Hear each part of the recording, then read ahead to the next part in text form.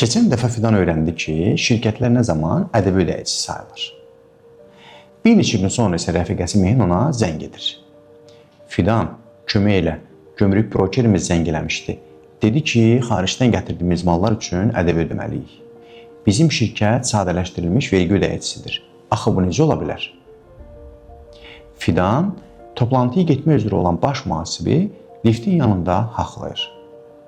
Baş mühasib isə deyir ki, broker haqlıdır, ədəbi mütləq ödənməlidir.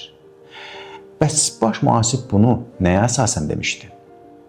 Bu suala cavab vermək üçün Vergi Məcəlləsinin 154.3-cü maddəsinə baxmaq lazımdır. Qanun deyir ki, əgər siz ölkəyə mal idxal edirsinizsə və bu mallar ədəbiyyatdan azad deyilsə, siz ədəbi ödəməlisiniz. Gəlin iki senariyə baxaq.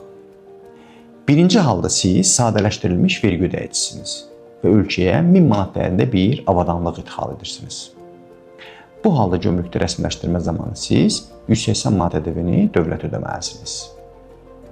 İkinci halda isə siz sıravi vətəndaşsınız və şəxsi limitlərdən artıq malı idxal edirsiniz. Bilirik ki, kargo ilə gələn mallar üçün $300, şəxsən gətirdiyimiz mallar üçün isə $800 ekvivalentində bir limit mövcuddur. Əgər siz bu limitdən artıq mal idxal edirsinizsə, limitdən artıq olan məbləğin ədəbəsini dövlətə ödəməlisiniz. Qısa desək, ölkə daxilində kim olmağınızdan asılı olmayaraq, əgər mal idxal edirsinizsə və bu mallar ədəbiyyatdan azad deyilsə, siz həmin mallar üzrə ədəbi ödəyicisi sayılırsınız. Yaxşı, bəs xaricdən mal yox, xidmət satın alsaq necə? Məsələn, bir türk memarlıq şirkəti yeni layihənizi dizayn edibsə və ya zavodunuzdakı avadanlığın təmiri üçün Alman şirkətindən texniki dəstək almışsınızsa, ədəbi ödəyicisi kimdir? Siz, yoxsa xidməti göstərən xarici şirkət? Cavab sizi təəccübləndirəcək.